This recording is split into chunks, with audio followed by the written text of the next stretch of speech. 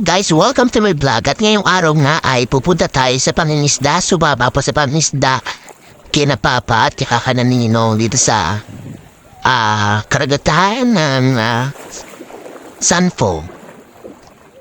Yan, at bago ang lahat ay papalo naman po guys ng aking profile. Dahil hindi po ito page profile po ang gamit guys. At pa-share na din po ng aking mga content. Maraming salamat po sa lahat ng mga may invite ko na follow po sa akin. Dahil po sa inyo ay tayo po ay unti-unti ay dumadami po tayo. Yan. At sumakay na po kami dito sa service naming bangka. Papunta po dun sa isa pa pong mas malaking bangka.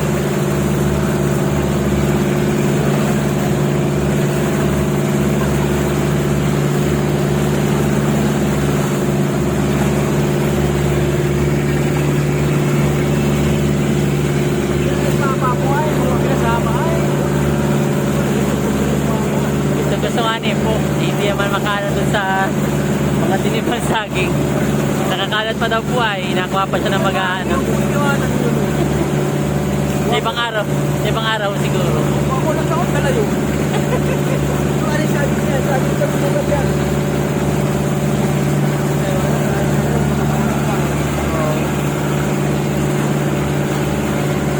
Pati ito ba eh. Ito ba sana ay adalin na eh.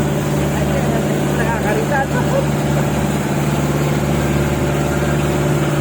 Ganda naman sa tipo na. Yan, at hinahanap nga nila guys si Tatay Ato. At sinundo ko pa sa bundok ay hindi naman nakasama. Ay di yun, nagpadala na lamang ng tuba. Dini sa aking ninongin, si Ninong Pancake.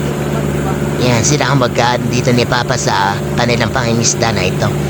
Ako'y napaibig lamang at alam niyo naman guys, kapag ako'y may pasok ay hindi ko na ito magagawa. Yan, at nakarating na nga kami din sa isang malaking bangka na ari. Ari ang kanilang pinangingisda. Ari yung sinakay namin ay service namin papunta din sa nakaanong bangka na at pagkalaki-laki. Pero kung hindi agad kami din na makatawid. Sobrang lakas ng alon ay baka ako'y mahulog. Kaya ako din nila sa service. Dinala muna kami nag-stay sa service at sininong lahat pumunta dun sa kabilat. Siya ay nagaman-dumando doon sa mga tauhan nila dyan. Talagang napakahirap pala anakin ang pangingisda, hindi babastahin. Yan. Matawid daw sila, hindi naman makatawid. Takot si Jude. Napalo ang gimbal ay. At muntikan pa nga mahulog yung aking camera.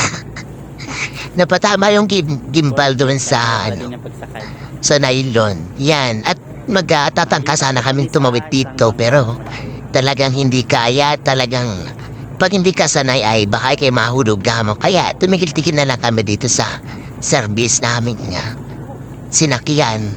At nanamhapin na lang kami. Yan. Sila ay may mga daldalang kanilang panghapin. Yan. Ayun, tubigyan ko pa lang.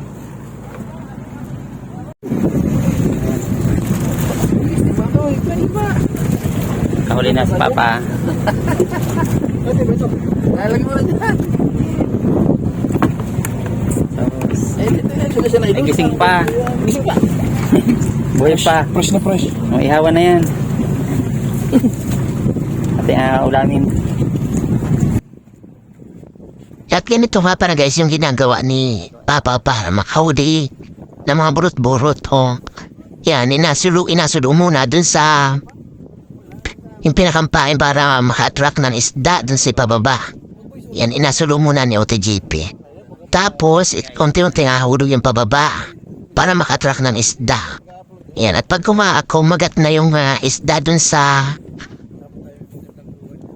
diwas, ay di makakahuli na. Ayan, at kami ay si Papa ay nakahuli ng burot-burot. Yan, nakailang isda kami ditong nahuli at pinasabawan sa kanyang mga tauhan dun sa dyan, pinasabawan dyan, mga tauhan yan dyan. At di kami ay ng hapunan na. Yan. Ano? Pena. Gay. Pinain na. At si kuya nga dito may nakuhudiding na burot-burot. Ang ginawa ay pinahin ulit para daw makakuha ng mas malaki-laking isda. Ayan, hindi kinantay-antay namin. Ayan, talon na. Tumalong pa nga. Walang pa pa.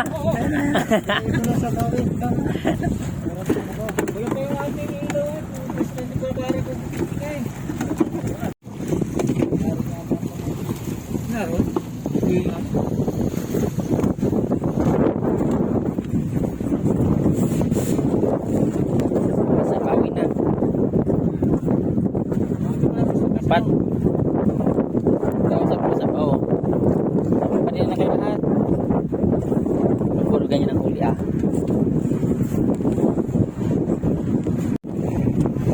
Oh, mahuli eh. Bro. Ayos na ba? Ayos na pa. Okay na. Nainggit hindi arukay.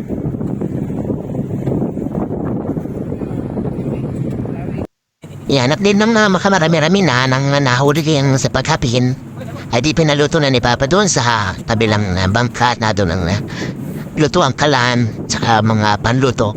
At yan, kumain na kami. Yan, patakala ko ay utoy ng sinapawang isda at talagang napakasarap ng isda kapag bagong huli. At talagang may arasahan mo ay manamis-namis pa yung laman nung isda. Kaya ako din, yan ang himay-may ko ng isda. Inanamnam ko yung sarap at fresh na fresh ang isda. Ay habang ako ay kain, ay ako nagamuni-muni. Kanari pala nakin ang buhay ng isang mangingisda.